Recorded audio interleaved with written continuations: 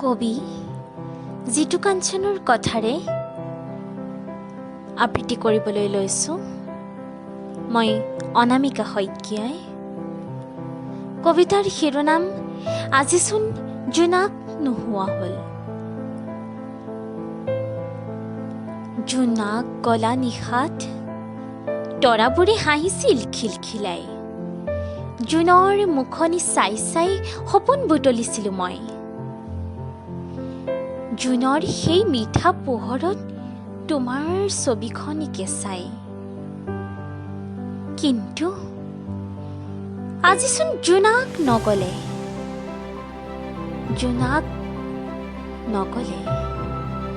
জোনে লুকা ভাকু নেখেলে, তৰাবোৰেও নাহাঁহে একেথিৰে চাই জোনৰ মুখলৈ।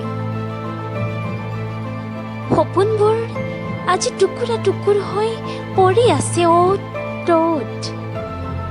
অমানিশাৰ ঘূৰ এন্ধাৰত তোমাৰ ছবিখনিও আজি ধুঁৱলি কুঁৱলী হ'ল মোৰ মানস পটত। নাজানো কিয় জোনাক নুফুলা হ'ল নীলিম আকাশত। সপোনবোৰ বুটলিছিলোঁ মই জোনৰ সেই মিঠা পোহৰত। সপোনবোৰ ৰ'ল মাথো স্মৃতিৰ গহ্বৰত। আজিচোন জোনাক নোহোৱা হ'ল। ধন্যবাদ।